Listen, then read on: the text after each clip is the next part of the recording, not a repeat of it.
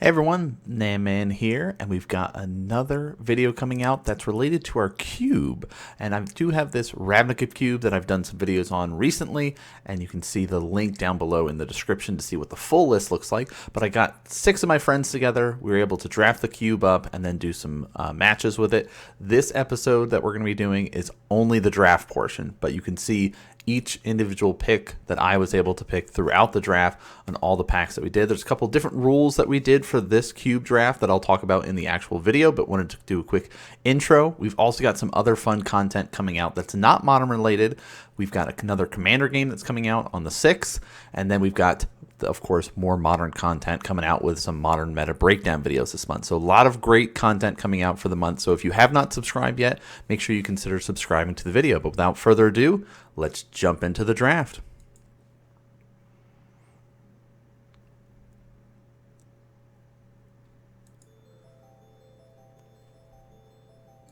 All right, so you can see down below in the center, it'll tell you what the pack number is, what the picks are. You can see it says pack 1, pick 1 and 2.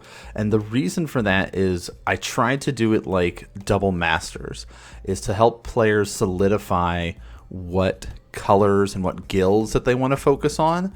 This way it helps them navigate the draft, because I am definitely the most experienced player out of my play group of friends and family. And you know, the reason we do this is it's most of the players know these cards, but some of them are still new to them. Some of them are a little bit harder to kind of decide. So you can see I'm kind of going through deciding where I want to kind of focus. There's a lot of good multicolor cards in here, at least in this first pack, but I always am drawn to blue. You'll also notice that there are specific colors that you're not going to see in this draft. We did remove a couple guilds because we did not have a full 8 people, and I let the players decide, okay, what do you want to pick? You can see, boom, I decided to just lock in that blue.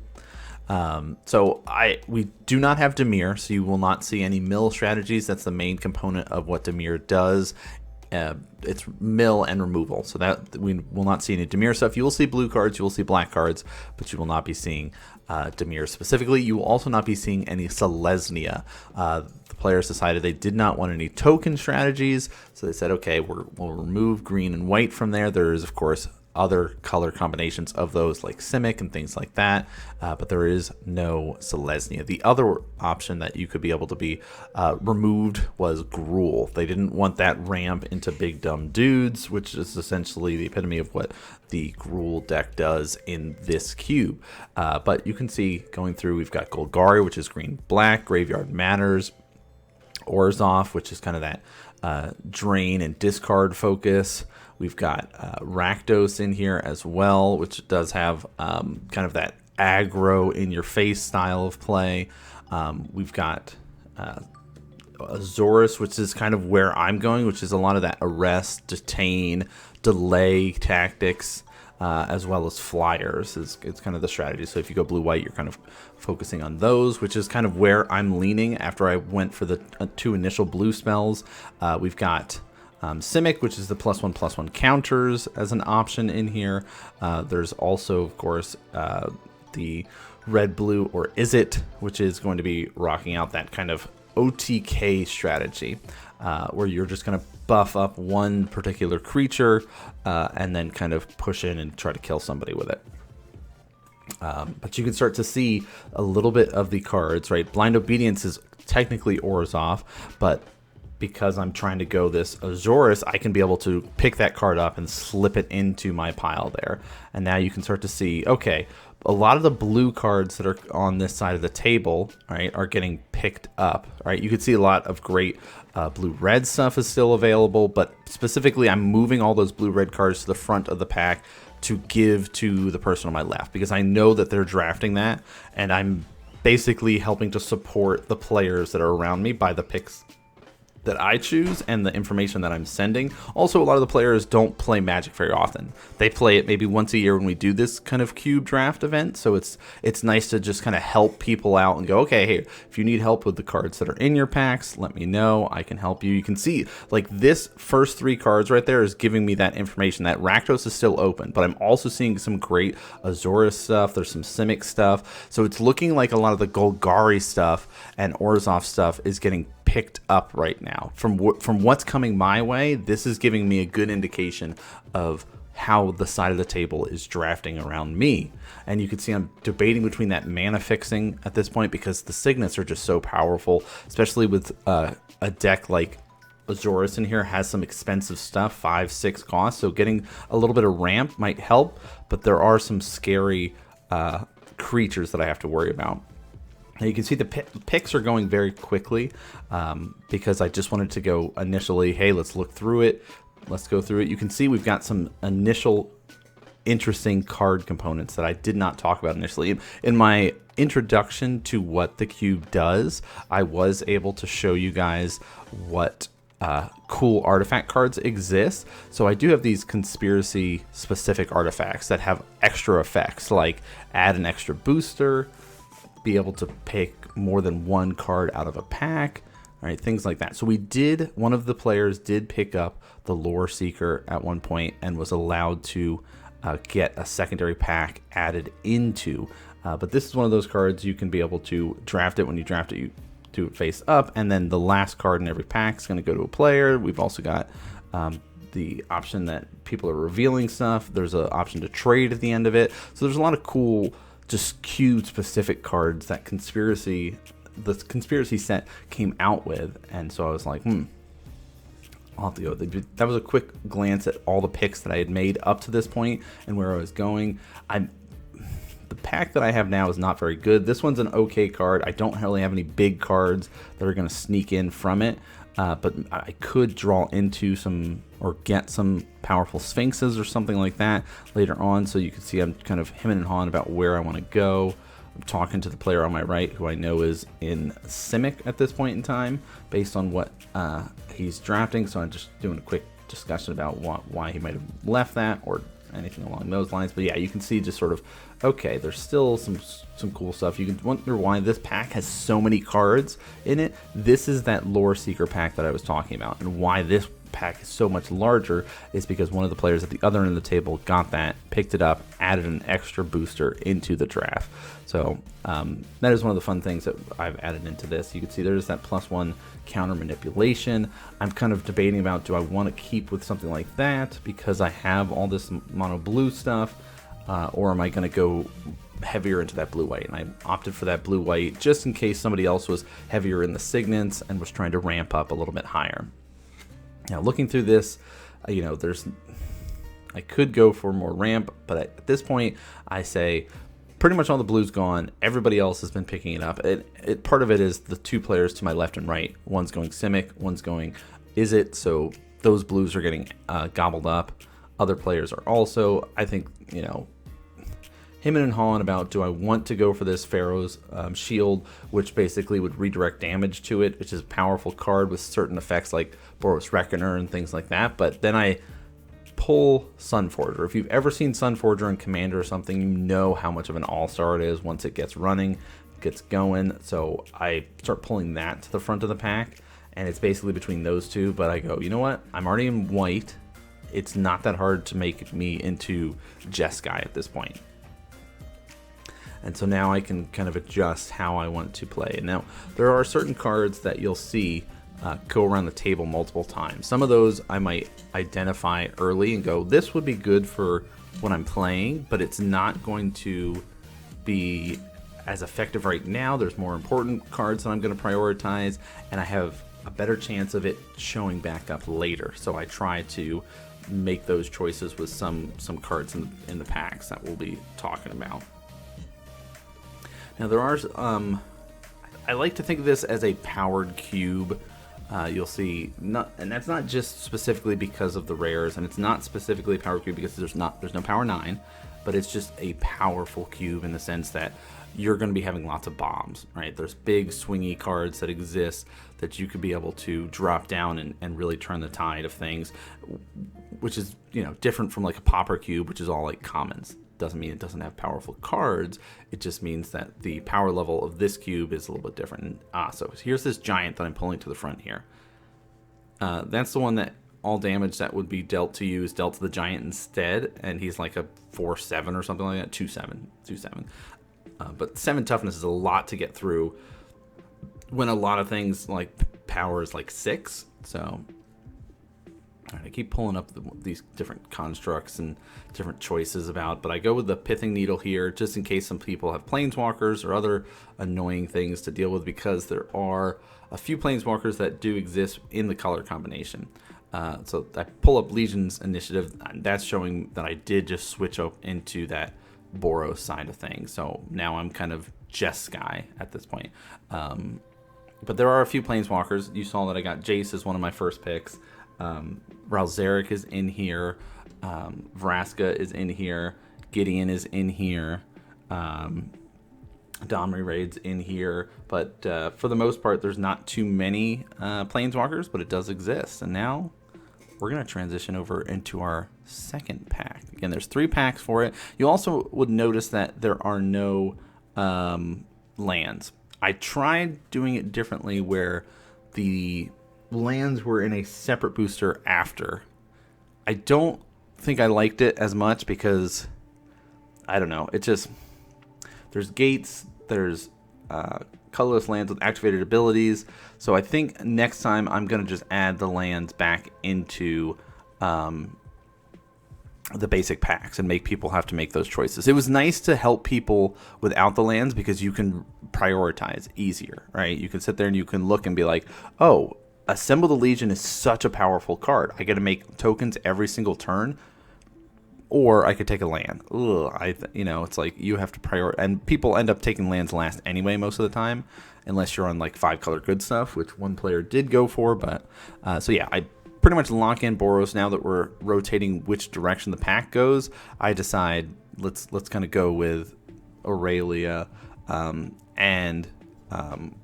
or Assemble the Legion to round out my Jeskai strategy, give me some better, stronger cards. But so now that the packs are rotating, because it goes left, right, left, and when you open packs, these packs are going to be sending to the right. So the player that was originally getting, that I was sending Izzet cards to, is now sending me cards. So I know that they're less likely to be in cards like the Azorius or Boros stuff. They could splash and go Jeskai, but I have to keep an eye on it. But so like now I'm starting to look through, try to lock in which cards that I'm going to be picking. There you can see are another construct further in that pack. That was the trade one. I think it was a Deal Broker that allows you to trade at the end of a draft. You can offer up cards to players, and it says like offer 1 card. We just said it's like, hey, you can offer as many cards as you want as long as players want to play. You can trade with the whole table if you have this card. It's like house rules essentially with that one.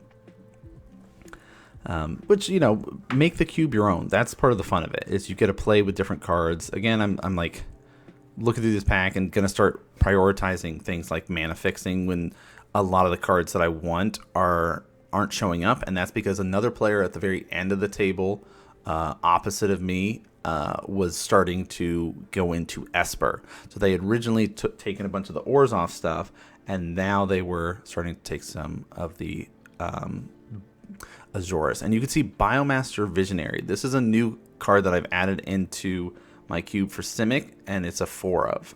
If you control 4 copies of it on the battlefield, you win the game. They're 2/3s. There are clone effects in Simic. It's not an easy strategy to go for. But I just think it's fun to have alternate win cons in here. This is the first time trying it out. I don't believe that our Simic player was able to win with Biomaster Bio Visionary, but it is something that to keep in mind when you do cube drafts, you again change the rules. Everything's a singleton except for that, and except for Shocklands and Guild Gates in here. But like the rest of it is all singleton cards. Now, Council here is a unique card, and I knew that nobody else is really going to be picking that card because nobody else really knows the cube and all the names of the cards in there. I kind of think about it as, it's a great game 2 card. Game 1, once you see some of the cards your opponent plays, you can get an idea what sort of bombs they might have in their deck, so you can be able to go for that. Also, it's what's my most expensive card? If I name it with Council, he now is less expensive to cast. So it's a decent card overall, but I knew that wasn't going to be picked. People were going to kind of keep passing it because they don't know the names of all the cards. And again, I'm still just sort of bouncing between these Jeskai cards here. I grab a mono blue card there, some draw. It's pretty nice. Some of the cards are starting to get thinned out. There's still a lot of multicolored. And this is the fun thing about the Ravnica Cube, is you're pretty much all getting these gold colored cards, and it's very, very easy to go 3 colors. And it's very easy to see so many powerful cards and go, I just want to play all of these. I want to play that 4 or 5 color good stuff deck because how powerful the cube is. And so it kind of lets people go for a certain route where they're feeling comfortable. And so this is where I think I made my first mistake. Firemane Angel is one of those, has the ability to recur itself, right? And I'm debating between these two, delay tactics or a flying first strike, essentially bomb, right? I was like, it's really expensive. I have a lot of expensive stuff, I ended up going with the delay, and I think that was my mistake. I think right there, that was the looking back at the whole draft, I think that was the moment where I realized if I had had that would have put me in a better position against other players that had, some bigger bomber angels. There is an Orzhov angel that has the same sort of recursion effect that you get a cleric that's like an 0/1, you pay 6 mana and return your angel from your graveyard. So it's like same idea. So I think that was my mistake. But you see lots of red cards left, and that was kind of my initial idea of switching into Boros, is that I noticed that nobody else was really picking up Boros cards.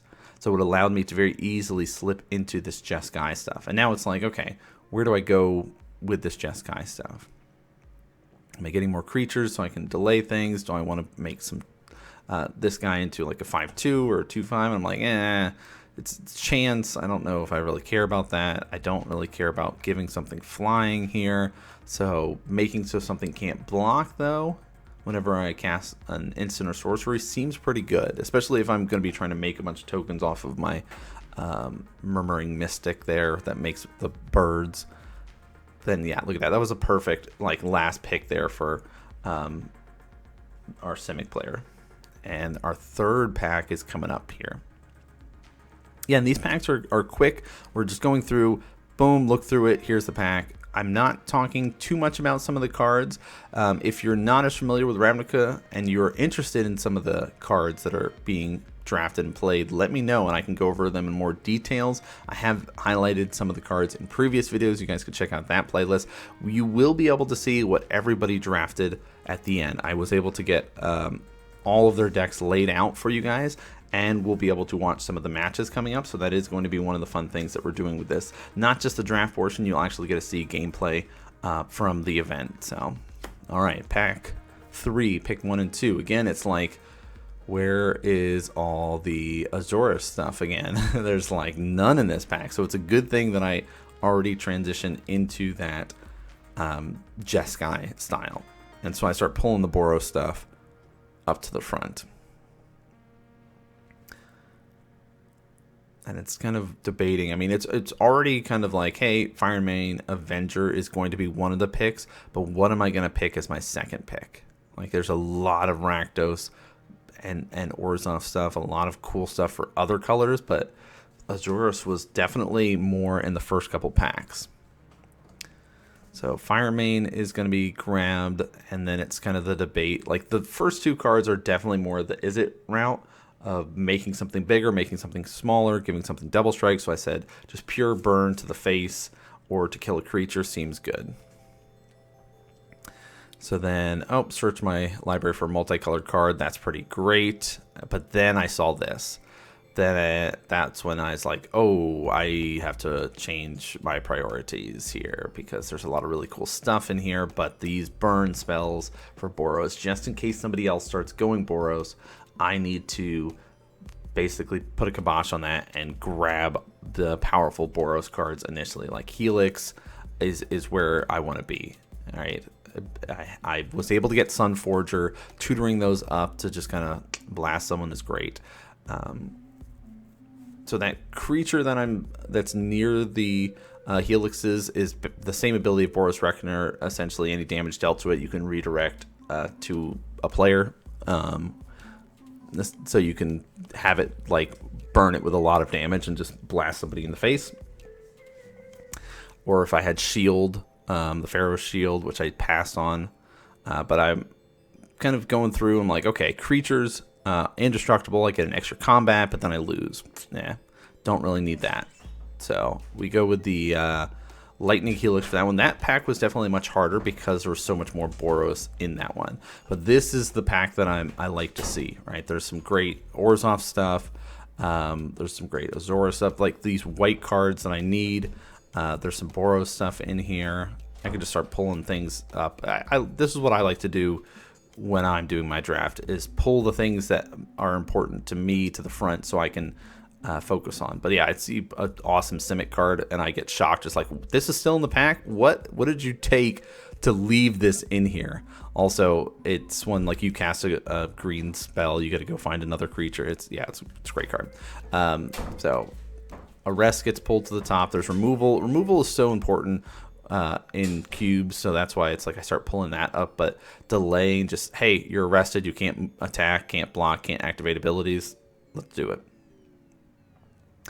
All right, starting to see some more. Is it? So yeah, you can start seeing those Cyclops are the main way to just OTK somebody. You switch their power and toughness, or you give them flying. You just buff them up a lot. But you see I'm just pulling that kind of removal up to the front and say, hey, whatever your bomb is, now it's a frog. All right, that's because I don't have black. That's the top colors that run removal in this cube. It makes it much harder for me to kind of deal with certain colors. So I go with that. Now this one's really good because it's like I have to start prioritizing and go, do I need another high cost creature? All right, do I go for Niv Mizzet even though I have some other ones? Or do I go for mana fixing? And it's one of those where it's like back and forth, back and forth. I know that if I don't pick Niv Mizzet, I will end up losing it. But I have to go through my cards real quick, and I just look at the amount of red, white, and Boros that I started to switch into, and I think that kind of helps cinch my choices, that I've got a lot more red and white than I do the double blue stuff. So I'm like, if I go Jeskai, can I justify the double blue that it takes to go for this? And if I don't take it, I know the player on my left will take it because they are in Izzet. So I end up going for the mana fixing instead. And that's that choice that you have to make, especially late in the draft like this. We're in our final pack. Do I go for the bomb and hope that I have the blue and red to be able to cast it and not just sitting heavily on red and white?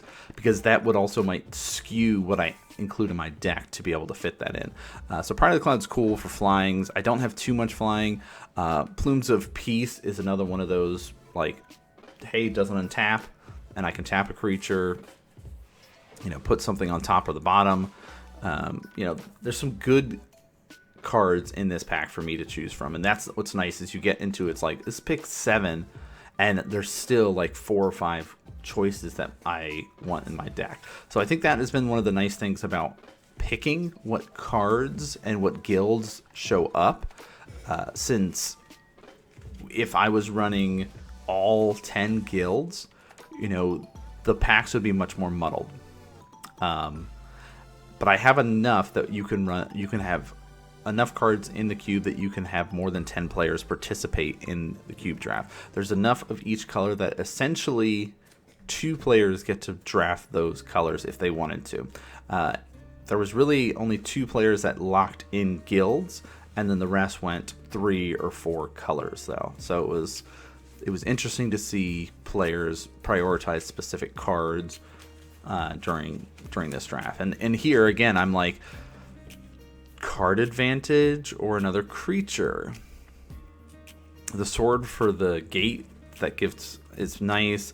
I didn't really go for the aggro route, so Swiftblade isn't really high on my priority list for this pick. So it's really between Tithe Taker and Visions, and you know, maybe Visions is good, but it gets both people to draw cards, so it has that downside. But it's like 2 mana draw 2 for both players. I feel like I could draw into some good stuff. So I have all these arrests, these delays, so I don't know.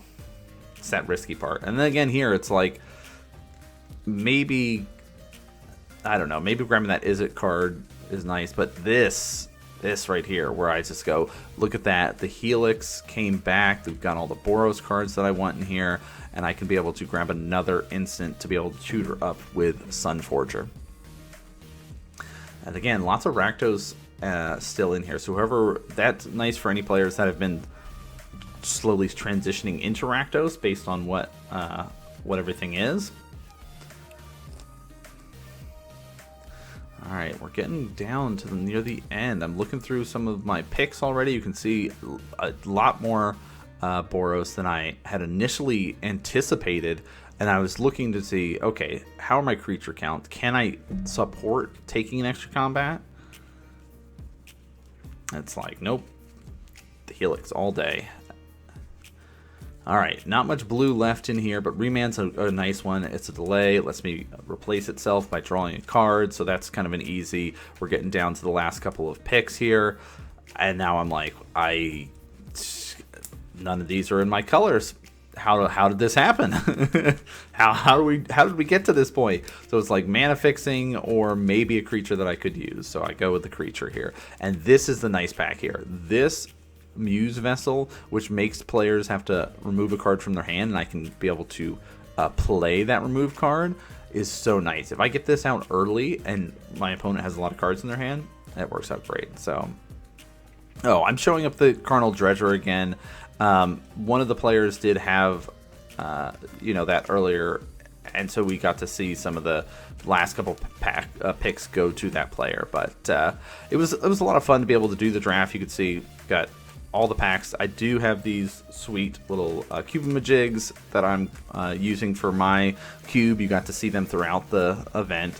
A lot of fun. I mean, the multicolor aspect of it is nice. I loved being able to do a bunch of different stuff. But thanks for tuning in and watching, guys. Glad you liked watching the draft. Hey everyone, NanMans here. I'm a StarCraft 2 and Magic the Gathering content maker and commentator. Thanks for tuning in and watching, guys. Make sure to hit that subscribe button and check the description for more information about other content that I'm doing. I've also got a new podcast, NanMans Nerd Corner, which you guys can find out on Spotify or iTunes. It's got a bunch of Magic content as well as other stuff. Thanks for tuning in and watching, and I'll see you guys next game.